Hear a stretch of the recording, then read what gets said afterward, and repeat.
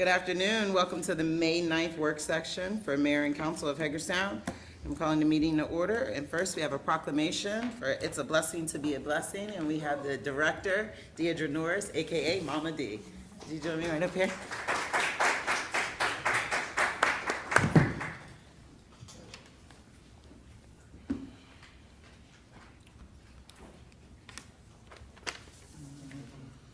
Yeah, so that way we don't have to hold the mics. Speak loud. And so I have a special recognition for you. And I am gonna read each and every word. And I'm gonna try my best to not tear up and take your moment. Special recognition for Deirdre Norris. Whereas, in 2012, Deirdre Norris, affectionately known as Mama D by those in her community, began serving meals from her home in Hagerstown, Maryland. And whereas the Blessing Table was created during the pandemic as a way to help the community with daily bag lunches, non-perishables, hygiene products to meet individual basic needs during the pandemic. And whereas to further meet demand, It's a Blessing to Be a Blessing moved to its new location in Rowe Hall and John Wesley United Methodist Church to provide the Blessing Pantry, clothing, hygiene products, household goods, as well as serve hot meals on a larger scale. And whereas in 2022, another blessing presented itself as the team moved to St. John's Lutheran Church Educational Building to continue blessing the community. And whereas Ms. Norris was recently honored for her more than 8,000 hours of service to our community. Can we just pause?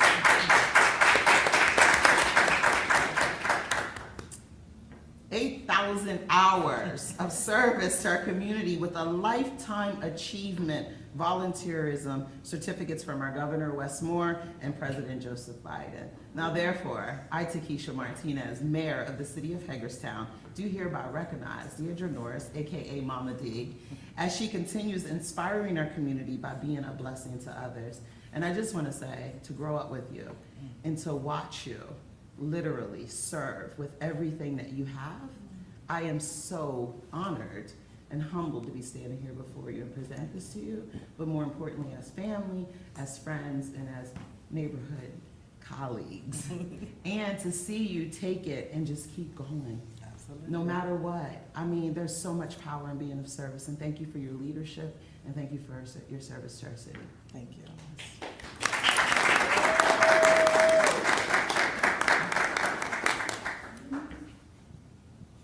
You should be holding this, of course. Wes is gonna get a picture too. She comes with her own photographer. That's how you know you're a blessing to others.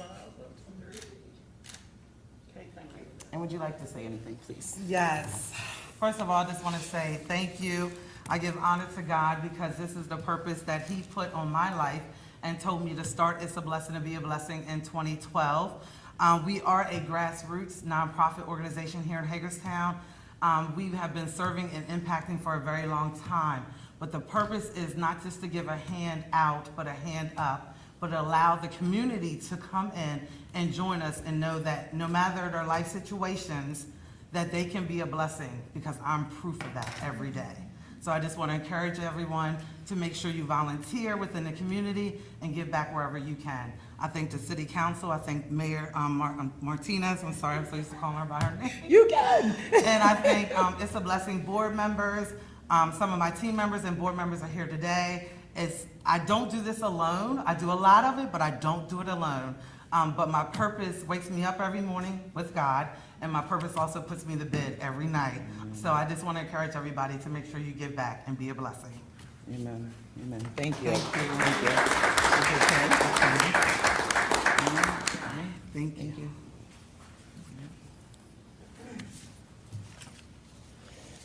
Next up, we have a proclamation for Tourism Week, and we have Dan Spedden, the president of Hagerstown, Washington Convention and Visitor Bureau. Just you by yourself? Yeah, that's my social media team. Okay. All right. I'm gonna read it. All right, ready, yeah. All right.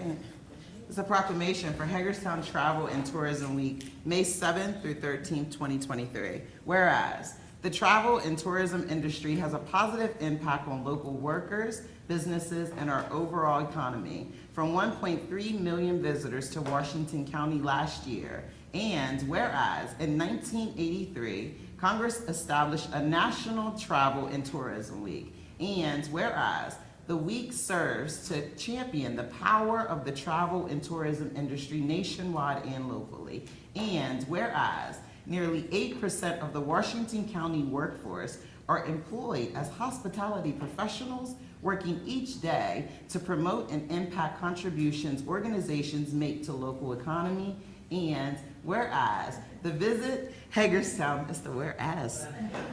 Whereas the Visit Hagerstown Convention and Visitors Bureau will celebrate National Travel and Tourism Week through events such as educational seminars, membership gatherings, and will highlight tourism-related businesses to serve as a showcase to highlight the importance of the travel industry locally. Now therefore, I, Takesha Martinez, Mayor of the City of Hagerstown, designate May 7th through 13th, 2023 as National Travel and Tourism Week, and encourage all of our citizens to learn more about the positive contributions the travel and tourism industry makes towards our local lifestyle and economy. Thank you so much. I had lunch with the Tourism and Visitors Bureau, and I just learned so much. And I am just so thankful the work that you guys do behind the scene to bring people into Washington County. And I just want to celebrate that and honor that this week. So thank you. Thank you for your Appreciate leadership it. and your hard work. Yep. Yep. Now you can clap. I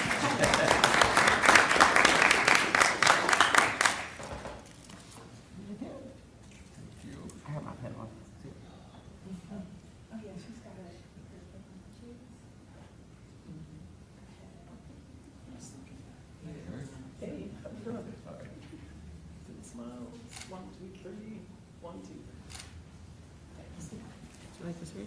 Yeah, thank you for recognizing our little organizations. 3/5 of the entire staff is present tonight. We're still very lean and very mean. I brought the visitor guide for this year, and I'll leave copies here for anyone who cares to have one.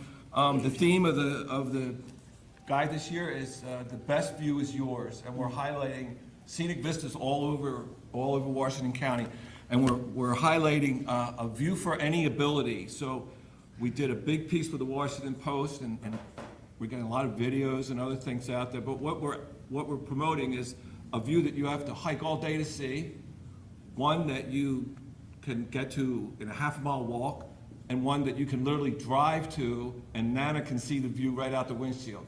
So we got every ability covered there. People don't often see the result of our work because it's not intended for you, it's intended for people who are far away. So I bought 2 ads, and you'll notice right away, yeah, they're running in China and in Germany. Wow. So you can't even read them. I'll tell you what it says later. And then we are bringing online this year a tourism ambassador program class. It'll be an online class that frontline workers in every aspect of the tourism industry can take to learn how to cross-market each other and to keep people in the county longer and bring them to other attractions within our own county. We got a lot of grant money for that, so this is gonna be a reality. We're already in the early stages of that. There's hospitality curriculums at 2 of our high schools, and I'm hoping that this tourism ambassador program will be part of their curriculum. Wow, That's thank it. you. Thank Thank you. Thank you, Mrs. Betty. Thanks, everybody. Thank you for being here.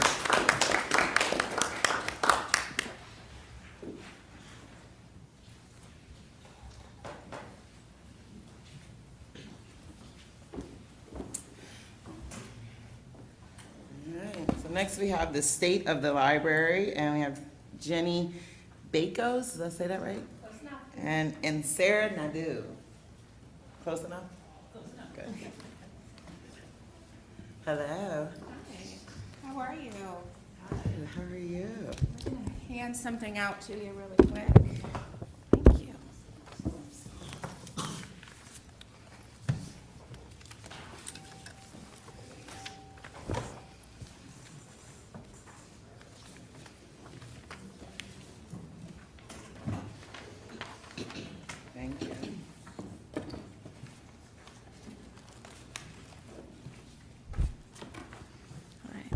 Well, thank you, Madam Mayor, City Council members, and city staff for inviting the Washington County Free Library to your meeting this evening. My name is Jenny Bakis, and I am the Executive Director of the Washington County Free Library, and I am joined by Sarah Nadeau, Head of Public Relations. And I am delighted to share a few of the great things we've been doing at WCFL in the last year and highlight some others yet to come. As you'll be able to reference in the annual report of 2022, which is your larger of the two, that were just handed out, I'm excited to report a major increase in foot traffic and circulation since 2021. Many members of our communities are excited to come back to the library and are doing so with enthusiasm. In FY22, we had a 41% of the population of 21740, the Hagerstown zip code, registered with a library card, and approximately 53% of all county residents are card holders within Washington County. The number is higher when rail cards are included. In case you're unaware, in addition to regular print materials, the library also offers internet access, job seeker assistance, and research and homework help. We also have a robust digital collection with ebooks, e-audios, and streaming movies. Specific to Hagerstown, WCFL offers an in-demand passport service with several trained passport agents, as well as the first in the state North Point 24/7 access lockers. Programming continues to be strong with all of our communities, with 33,310 people attending programs and events in the system last year. One of the most popular events among this report is the ribbon cutting and subsequent regular patronage of the first WCFL Story Walk in Washington County, located in City Park. More details on that front can be found on page 8 of that report you're in. Finally, I'd like to add that I provided you with a copy of Booked Up, our program and events newsletter for May and June 2023. Inside, you can see the amazing things we have planned moving forward, specifically the Summer Reading Club kicking off June 1st of 2023. All events for Hagerstown, which there are a lot of them, can be found beginning on page 3. We thank you for your time and letting us come this evening and are excited to answer any questions you may have. Thank you. Any questions? Questions, comments? Is there any plans to move the bookmobile services out of the Hagerstown area? Yes, there are plans. We're currently working with the county on some plans to renovate Williamsport. And the way that the bookmobile services have transformed is it's instead of one large bus, and this is a nationwide trend, it's much smaller vehicles, several much smaller vehicles. We don't have the garage space here in Hagerstown. And in fact, part of the Williamsport build is hopefully to have a 4-bay garage specifically for outreach services vehicles. So the community will still be served by bookmobile and outreach. That's definitely not going to go away, but the offices would relocate to Williamsport. Thank you both. I know that you are both incredibly innovative with getting access for readers and patrons and everything that does happen within the library, which is not always reading and studying. So hats off to both of you and your staff and your board for all of the incredible work that you're doing to be like the library of choice. So I appreciate all that you do. Thank you. Thank you, Shelley. Appreciate that. Most definitely, thank you. I just realized that it's a great field trip for grandchildren. It's And a so, wonderful I mean, field it's trip. like, let's explore the library. So, Right. thank you for all Well, you thank guys you do. so much, and we're around if you have any questions. Thank you. Thank you. Thank you. Kristen? Oh, wait. Oh, Kristen's. I don't have a question, but I think that, the citizens out there that watch the meeting and probably think to themselves, I do everything from my phone today, right? I do everything from a computer. I do everything from my house, Sure. in front of the TV. And so I didn't have, you just presented this, but it was interesting to me for the folks out there, listening, that have that question of, why bricks and mortar and big libraries anymore. I was pretty astounded when I looked at your breakdown of the circulation of materials. You had 405,000 books circulated. It's by far the largest category still. Absolutely. In here, and that equates to about a little over 1,000 books a day if you're open every day. And I'd be hard pressed to find another business in this community that produces a commodity to the public at the cost you do, at 1,000 widgets, units, Sure. whatever you want to call them, Sure. a day. You know, you had, I think in addition to that, you guys field about 200 questions a day. I don't even think our police department fields that many a day. And then the other one was you had about 33,000 people attend nearly 2,000 programs last year, right? Yeah. Which equates to about 100 people a day going to specific programs, like with that specific purpose every day. Yes. There are tons of stores out there that don't see 100 customers a day. Right. So I just think those numbers, to me, are important, you know, when I read this type of information and think, you know, Right. why libraries still? And that's why we present it in such a way. I mean, we find the information to be really eye-opening once you dig into it. There's also a piece at the very end specific to county funding where we talk about our return on investment, and we have a great return on investment. I don't have it in front of me, but it is over $5 for every dollar that the county puts in. That doesn't count state funding or city funding, but as far as state code is concerned, the county is who is supposed to make up, and who does make up 60% of our income from that. So we consider it a really good return on investment. Yeah, there are still 85,000 library card holders in the county. I thought that number was crazy. Yeah. So it's interesting stuff. Can you just talk a minute about, when it comes, being that we do not have a 24/7 shelter, Sure. so to speak here, that libraries, and it's not just Washington County Library, it's libraries across the nation, kind of become that de facto day shelter? Sure. And that what I meant. it is not necessarily a situation where those folks that need a place to shelter just come in and sit and take up space and, but there's more to that. Can you, because I know you guys have gone somewhat above and beyond in that aspect, and can you just talk a minute about that? I can, you know, and I apologize if I'm gonna get on my soapbox a little bit. I'll do my best to keep the soapboxing short. But we believe strongly that we're a place for people to exist without judgment. We don't think that there are specific tasks that are necessarily library-centric tasks. In fact, within the state code, we are a cooling shelter and a warming shelter, according to state law. And so people coming in to use our services to cool down in the summer and warm up in the winter is a part of what we offer. Majority of the customers that we serve, and we do consider them customers that we serve, that may be experiencing homelessness or may be experiencing other mental health issues, the majority of those customers are grateful for the services that we provide. You know, you will have issues like you will have issues anywhere else. But it's something that we're happy to have every single member of our community. And you also have a social worker on staff now? So that's a good point. We had an intern through Salisbury University, Courtney, who's lovely. Her last day was actually earlier this month, and so we're looking forward to getting another social worker intern shortly. But we are working, and I don't know how much I'm allowed to talk about it, but we're working with our previous mayor and now our special secretary of opioid response on a program, hopefully through her office, to bring in some peer mentors on a more advanced basis, and we are working with Washington County Health Department for peer mentors on Thursday, where they come out and they help people within our community. But the social worker was very successful when she was there. We're looking forward to having another one come in. It's always fun to do, so. Meeting them where they're at. How brilliant. That's what we believe in. Thank you. Thank you. Thanks. Oh, thank you. Thank you very much. Thank you so much. Yeah. Thank you.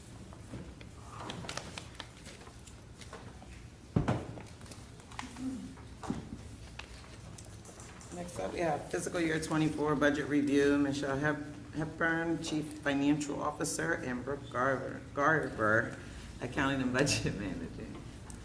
I could get that out, Brooke. I don't know, but.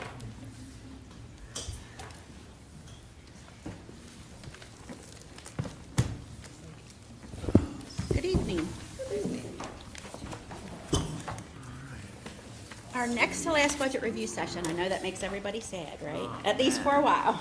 I think I'm just going to take a minute.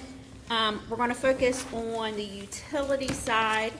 And so the three groups that make up the utilities are our electric, water, and wastewater funds. If you have very detailed and specific questions, I got backup this evening in the audience to help address those. But I think for the most part, keep it pretty high level, do a quick overview. Before we talk about the future and fiscal year '24 and where we're going with each of these utilities, I do want to take a moment to stop and actually reference and have you look at a couple of charts that we include in our budget document.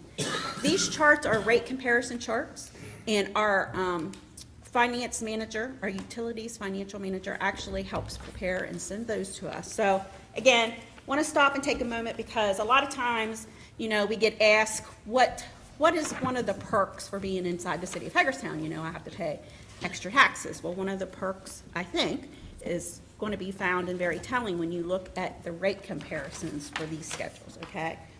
So in section 3 on page 6, we look at the electric fund. And what I'll say for electric is because we have a wholesale contract, we don't produce and generate. Nathan's probably groaning because I'm using the wrong terminology. But because we're not generating our own power and we're instead purchasing that, we're very confined. So between that and what the PSC will allow us to charge for rates is very narrow. So on the chart on page 6, if you look on the left, we start with the city of Hagerstown, and it's not because we're simply putting ourselves first, but it's because the very first is the lowest, and all these charts are going to be that way. And if you look across, city of Hagerstown is at $57.97. Now this is average, on average, and for the electric, an average usage is calculated as an area that is being charged 800 kilowatt hours per month. So $57.97 on the far left for the city of Hagerstown, compared across 9 categories. And if you follow the chart to the left, we got the city of Hagerstown, and then Potomac Edison is right next. It's that bluish, greenish colored, and then clear to the right is Pepco.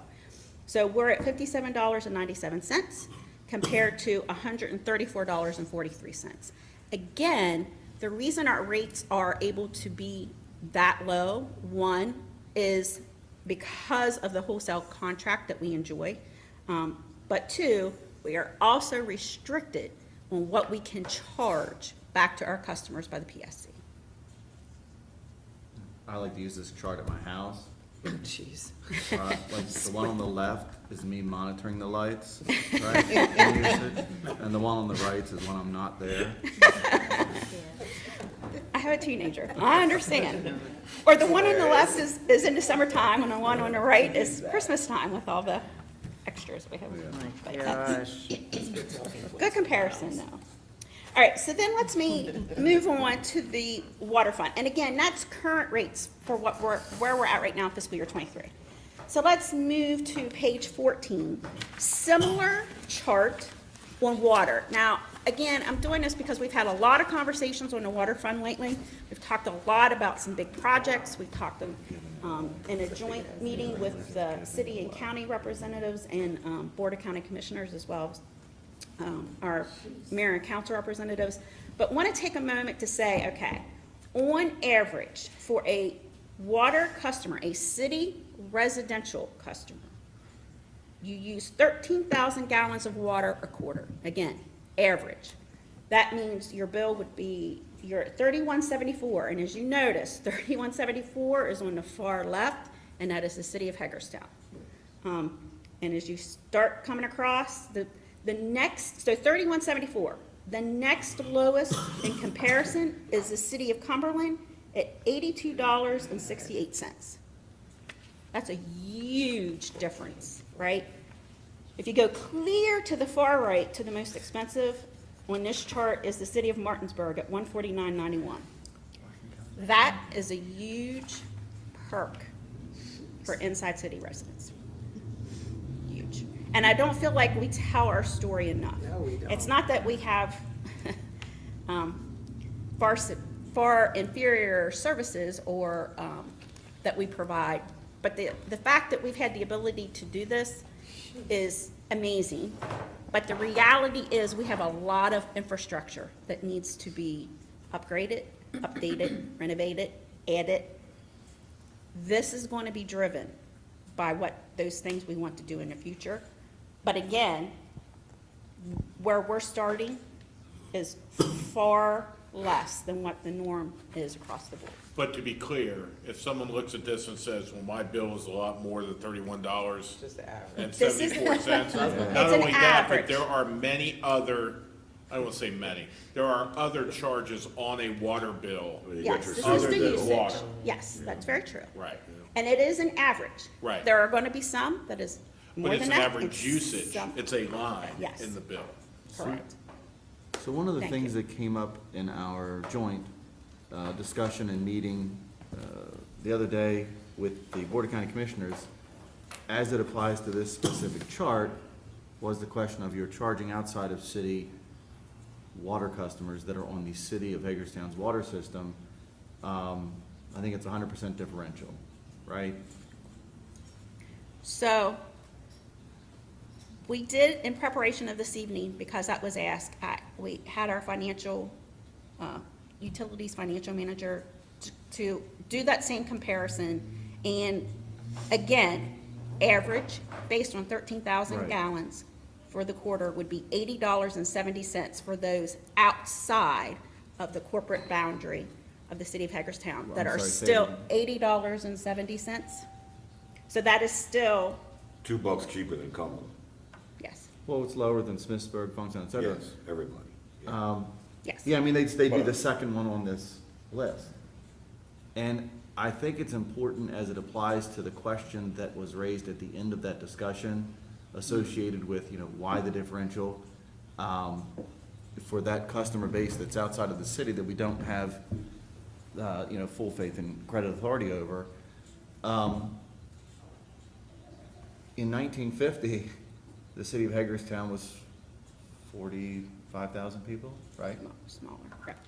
And now we're 45,000 people. So most of the stuff that we've spent a lot of this debt service investment expansion on Is is outside. largely a growth of the system outside of the city where we don't have full faith and credit authority over. So they should be fortunate that they're still on the second lowest and not somewhere well north of that to assume the full debt responsibility of many of those improvements in those areas where they didn't want to be part of the jurisdictional boundaries of the city.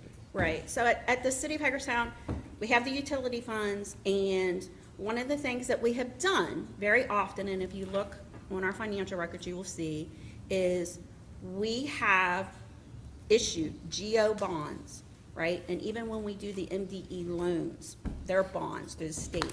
And when we do those based on the backing of the full faith and credit of the city of Hagerstown as us as a government. And the reality of what that means is, if something happens, if the water fund would have no cash, something happens and we use up all their cash, the taxpayer base, the city residents, would be the ones responsible for paying that debt. So So like- not just, so the citizens' taxpayer base is our credit agency to be able to do this beyond our normal boundaries, right? So, So if we built like a big expensive sewer plant and we couldn't afford the debt service on it, we Right. could charge the jurisdictional authority of citizens in that jurisdictional boundary, general fund side, right? Additional To taxes. cover that debt correct, that we couldn't cover right. through the customer base that we built it for. Which is something that we financially avoid, because it's a utility fund. It is not to be backed with citizens' taxpayer dollars.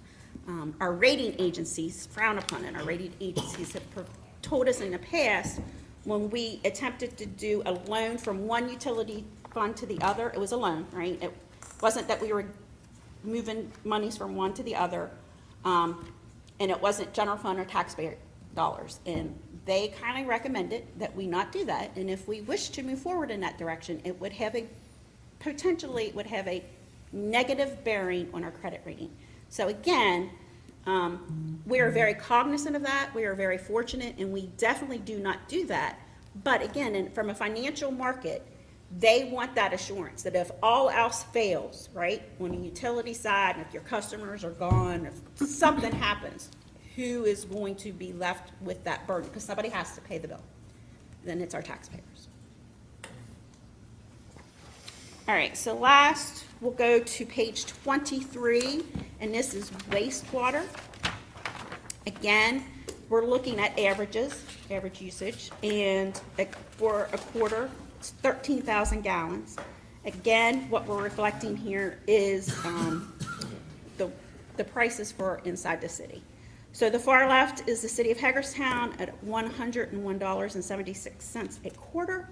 The next closest is the city of Frederick at $123.68, compared to the far right, which would be the city of Cumberland at $191.97.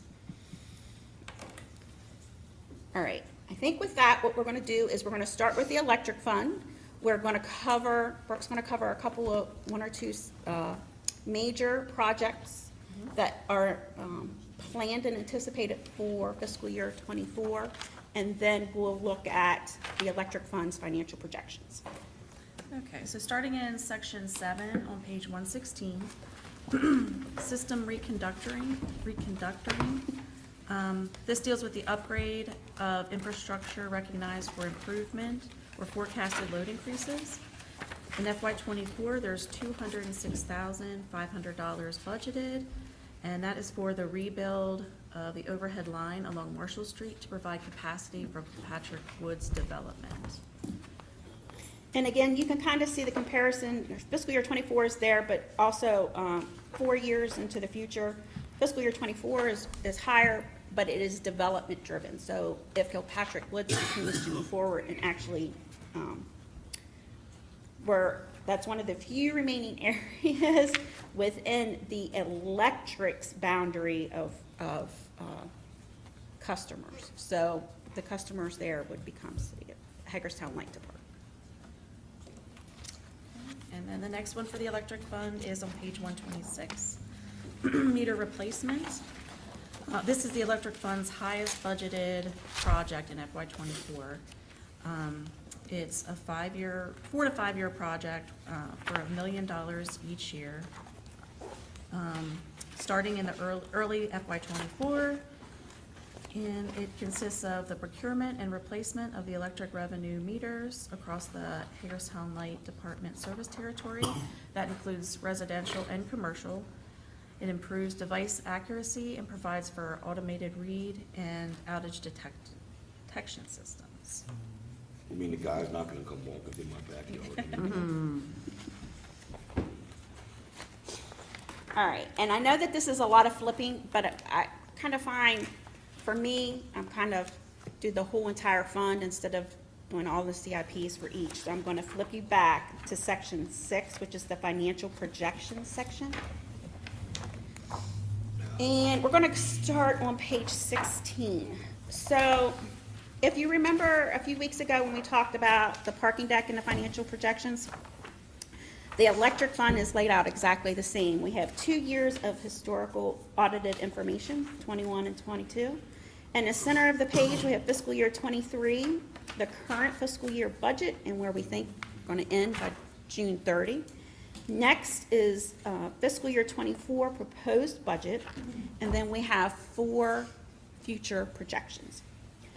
With the electric fund and of course, just like we mentioned for the parking, it's going to hold true for the others. If you come about halfway down the page, you see this subtotal that says increase, decrease in retained earnings. That is, oftentimes you'll hear a company say, what was my profit or loss for the year? That is the equivalent of an increase, decrease in retained earnings. So if you look revenue-wise for the electric fund at the top, as you come across, their revenue is fairly flat. Even in the out years, we've projected a 0% increase. Again, that's due to we don't have the flexibility to just increase our rates, we have to go through the PSC. So until the point that would happen, we have continued to leave a 0% in. We haven't went to the PSC for a rate change in quite a long time. So fiscal year 24 budget, looking in total for total service charges to be 26 million, slightly more than what we've had in fiscal year 21 and 22. Primarily, that's because we have two larger commercial customers. One would be the second Amazon building over off of Basil that hasn't yet been fully operational. So the utilization isn't there in the history, but again, hoping to see it in the future. But the future rates from that at that point, unless we had more commercial customers to add, which is very hard to do on the electric side because the electric boundary for customers is much smaller than the taxpayer base and the corporate boundaries of the city, and much, much larger than what water and wastewater can service. After that, we got operating expenses. You come down, and again, I am going to jump us to the increase, decrease in retained earnings. So based on where we are with revenues and expenses, we're hoping to end the year for fiscal year 24 with a surplus of about $156,000. Now, you come right below that, we're going to take a look at the items that impact their cash, right? So first, we're adding back depreciation, which is good, but as you come on down the line, you're going to see capital outlay, 4.2 million or 4.3 million. That's a pretty significant amount for the electric department. Actually, that's several million more than what they typically have in a year. A lot of the projects in the electric fund are driven by development, but there are some other things there as well. Brooke mentioned a couple of them. You can, on the next page, and it will be the same way for water and wastewater, you'll be able to see at a glance what those projects are and how much the dollar is. You can always go back to the CIP section, and we've left those little C numbers so that you know which detail sheet. So if you need to see exactly what encompasses and makes that all up, you can see it from there. But more pressing and where I want to end our conversations, I think, on financial projections for the electric fund is on page 16, you see net surplus slash deficit. So based on, the good news is a surplus for 156,000. The bad news is based on the infrastructure and everything that we're doing and everything in the electric fund is a couple small items there for contributions from developers, but the rest is being funded by the electric fund. Means our cash is going to decrease by about 3.4 million. And right underneath that, you'll see we do include beginning cash and ending cash. If that were to happen, we would end the year with cash at about 1.2. Why that's important is if you look across and into the future, you'll see that if everything holds true and we continue to have no rate changes and no growth in customer base and increases in the operating expenses as well as those infrastructure investments, that we will soon get to the point where we're at negative cash by the end of fiscal year 25, start of fiscal year 26. So definitely something to keep in mind, definitely something we're watching. It's going to be a recurring theme you're hearing as we look at water and wastewater too, just a little unusual. All right, back to section 7, page 136, we're gonna move on to water. This is the Wilson Treatment Plant. There's $1.5 million budgeted in FY '24, and that consists of roof and gutters on the operations building, it's $1 million, a chlorine scrubber for $300,000, and $50,000 for engineering costs. There's also $150,000 budgeted for various plant improvements, such as pumps, motors, and communication equipment.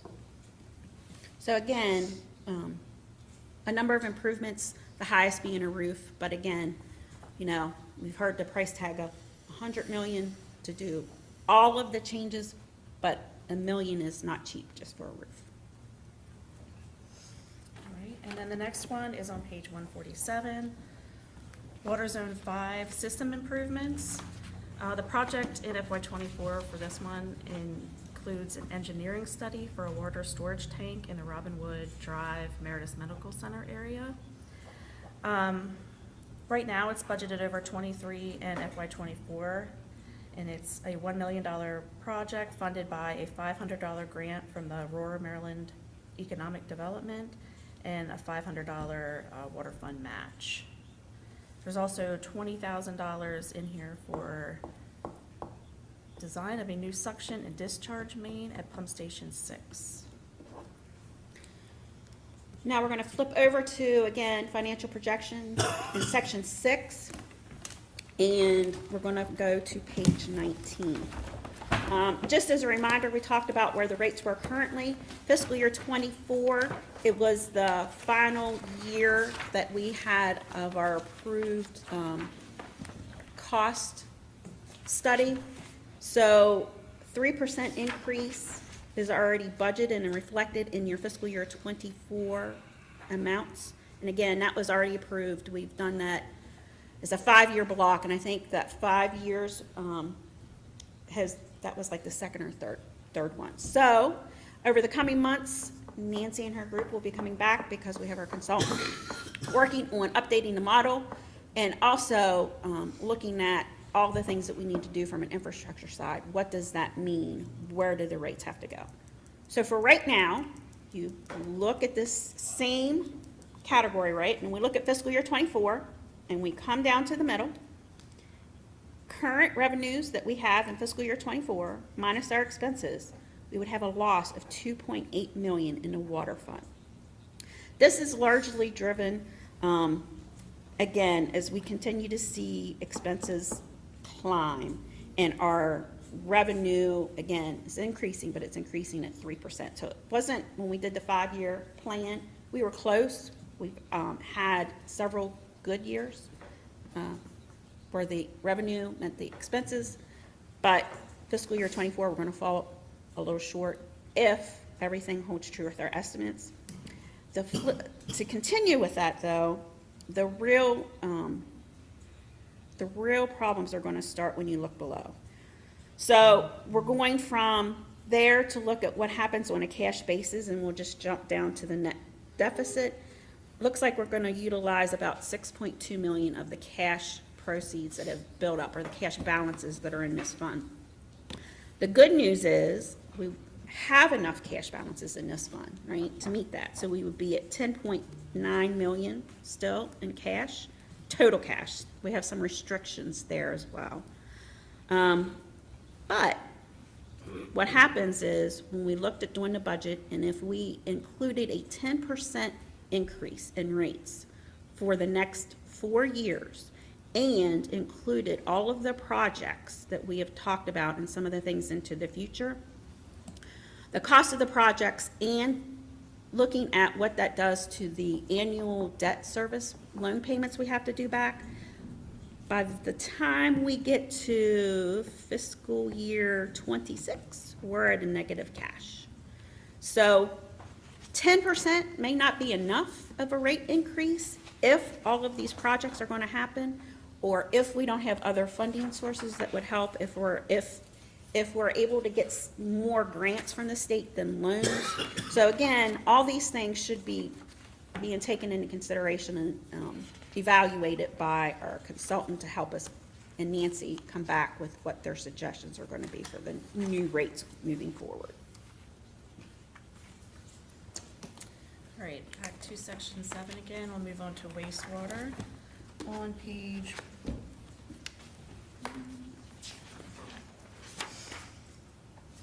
153. This is what? 153. This is the wastewater treatment plant equipment. There's $1,015,000 budgeted in this CIP for FY '24. A couple of the larger ones are, let's see, replace the electrical controls for final clarifiers 4, 5, and 6 in the main control building, $75,000. The return sludge pump control panel in the operations building, $100,000. Complete the BNR mixer replacement program, $50,000. A new chem scan unit on the OAB deck, $40,000. Upgrade PLCs and control panels for the nitrate recycle pumps, $250,000.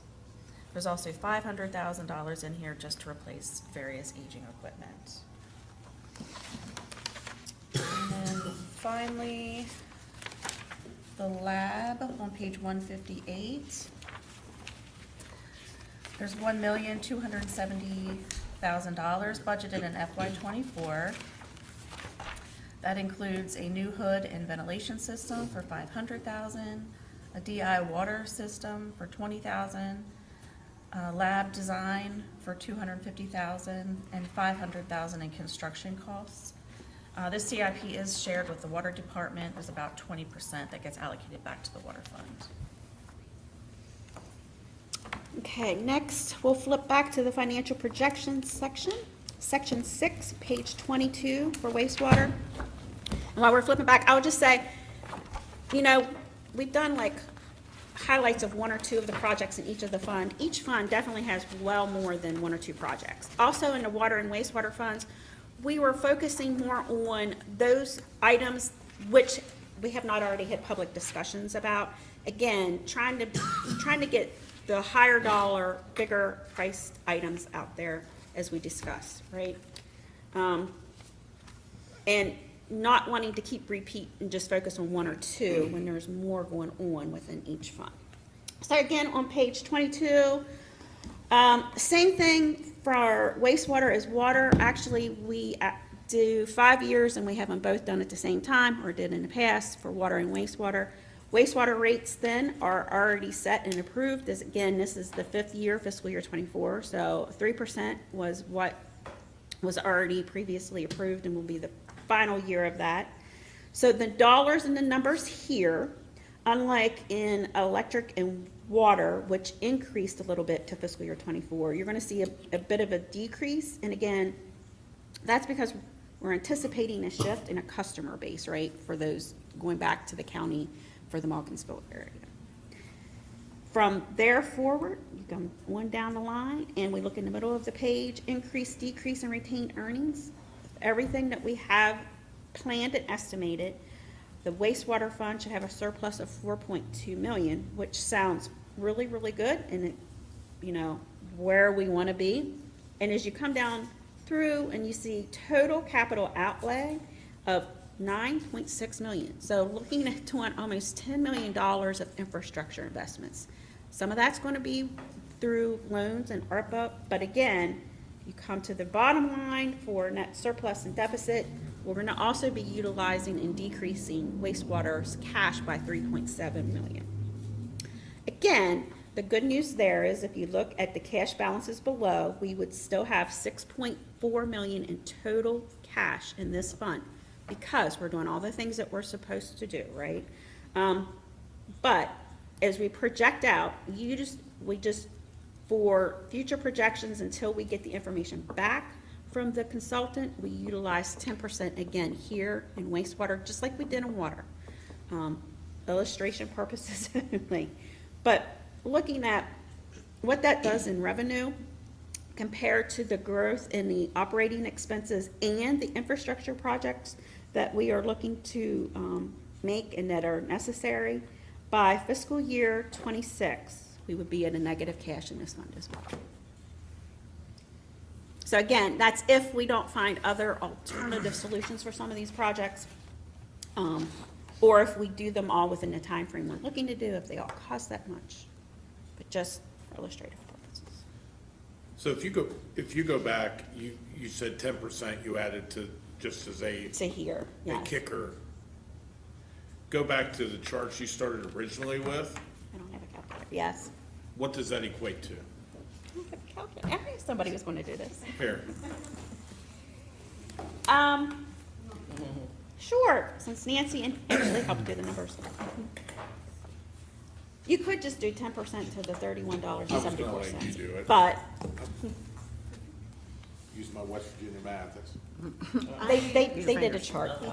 I actually $3.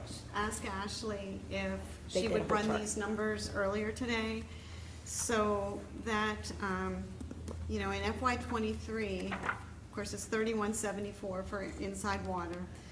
24, it goes to 3263. We actually used 15%, because it's a number we've talked about with our consultant. And that, so it would go from 3263 to 3752 at a 15% increase for water. A quarter. A quarter. Dollar difference between the Yeah, two, you just said, yeah, Nancy, is about, It's 13,000, making the assumption of 13,000. but that's about $5 difference a quarter. A quarter, yes. And then wastewater would go from 103.81 in FY '24, the rates that are projected in FY '24, to 119.38. And of course, they're inside. Outside, for wastewater, inside wastewater was 119, outside would go to 199, it's 173 projected for FY '24. So a 15% rate increase would be about, on an inside city customer water bill would be about $20 a year, and then on the wastewater, about yeah, 15 times 4, yeah, $60, $70. And that's assuming a 15% rate increase to kind of get us over that hump. Which still puts us significantly lower on this chart than our next, On the water side. on the water side at least. Yeah. And, you know, what's really driving the rates are the cost of chemicals. And for the Wilson Water Plant, our electric bill has also, we were several years ago budgeting about $650,000 to $700,000 a year.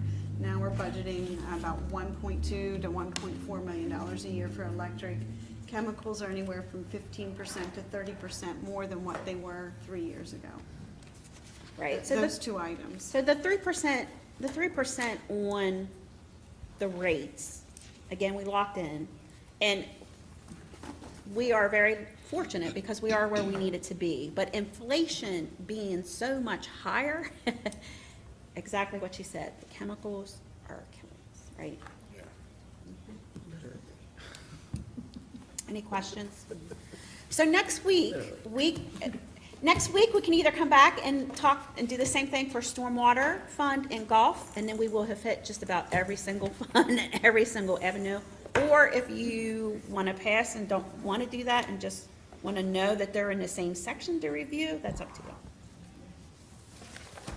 I'll leave it up to Scott to tell me if we're coming back or not. How's that? You know how I feel. Thank you.